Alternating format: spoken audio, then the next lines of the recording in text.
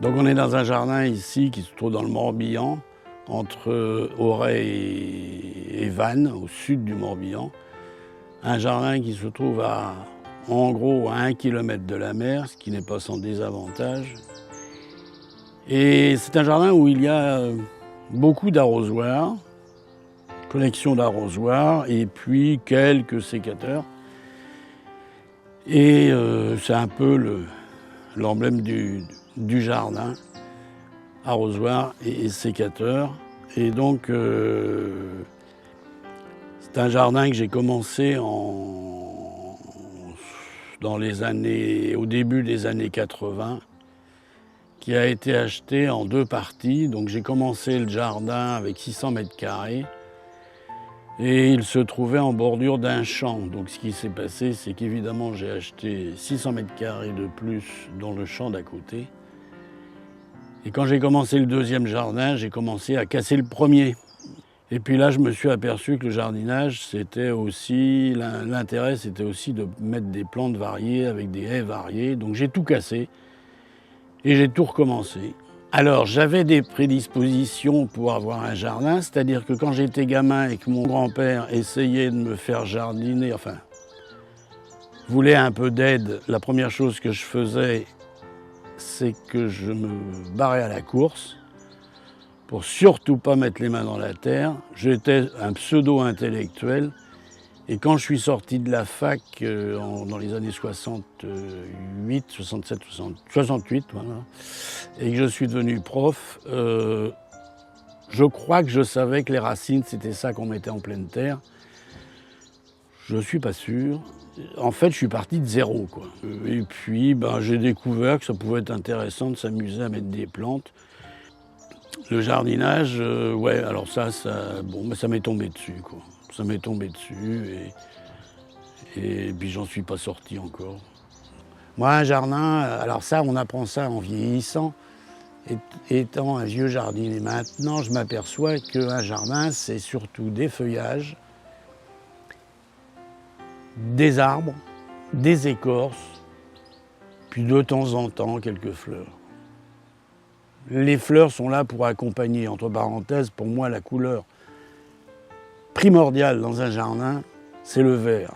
Moi, un jardin, c'est pas une débauche de fleurs. Une rose, c'est beau. Mais le rosier, c'est l'un des arbustes les plus laids que je connaisse. Et puis, j'ai découvert qu'un rosier, c'était beaucoup plus beau quand il était accompagné d'autres plantes et qu'il était mélangé à d'autres plantes. Si bien que j'ai quelques rosiers, de moins en moins, parce que quand il y en a un qui meurt, il n'est pas remplacé. Mais les rosiers, ils sont un peu partout dans le jardin. Ils sont, à la limite, on se demande si j'ai des rosiers, quoi. Et quand, à part la période de floraison comme en ce moment, il n'apparaît, pour moi, c'est un arbuste comme un autre. Et il est encore plus beau quand il est caché, qu'on ne le voit pas.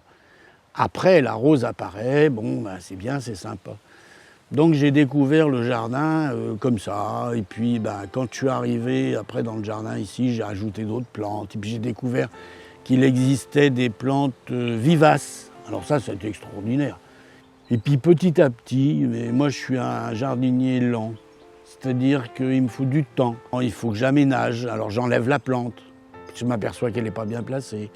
Alors je la change de place, je mets une autre, etc. Et donc avec le temps, une scène qui était moyenne, j'essaye de l'améliorer. Et puis au bout de 2-3 ans, je me dis tiens, c'est pas si mal que ça. J'ai plein de regrets, c'est là où je veux dire que je suis frustré, c'est-à-dire que je me dis et ça j'ai pas, et cet arbuste-là il aurait été beau, et là il aurait été bien, et puis là j'ai planté tel truc, mais c'est pas ça qu'il aurait fallu mettre, etc. etc. Bon, j'essaye de faire avec. Mais avec l'âge, moi, ce que j'aurais rêvé, c'est d'avoir un jardin où on ne sait pas où est la limite. Un jardin où on ne sait pas où il se termine.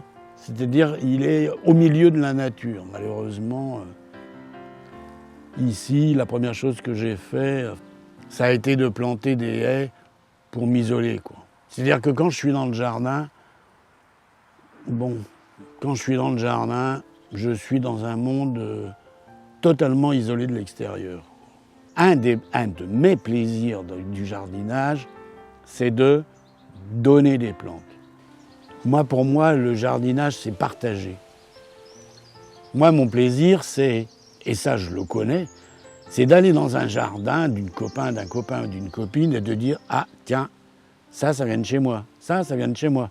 D'avoir des plantes de mon jardin qui se trouvent ailleurs. Moi, j'ai des plantes, bon, ben voilà, quand je la vois, je me dis « Ça, c'est une plante qui m'a été donnée par machin, par machine, etc. » Et ça, c'est ça le jardinage. Il faut partager, quoi. Voilà. Et puis, quand on est dans un jardin, ce qui est important, c'est de dire « Ouais, bah, ouais, il n'est pas trop mal mon jardin. » Enfin, mais il y a tel endroit, ça va pas. Là, ça va pas. Là, il est moche. Là, il manque quelque chose. C'est ça qui est important. Attends, mais quel est le plaisir d'être dans un jardin où tout est beau? Il faut que dans un jardin, ben, on se dise, ben non, là j'ai encore du boulot à faire. Il y a quelque chose qui ne va pas. Là, il y a un arbuste qui manque. Là, il y a une vivace. Et puis là, ah ben non, la vivace qu'elle a, c'est pas là qu'elle doit être, etc. C'est ça le jardinage. Le jardinage, c'est faire évoluer. Et puis la plante, les plantes, les plantes, c'est des trucs vivants. Hein. Je ne sais pas si tous les gens le savent, mais les plantes, ça vit. À moins de faire un jardin en plastique, évidemment. Mais autrement, ça vit, donc ça meurt. Et donc une plante qui était superbe, ah bah oui, bah elle est morte. Et bien on pleure un bon coup, puis on en achète une autre, ou bien on la change, etc.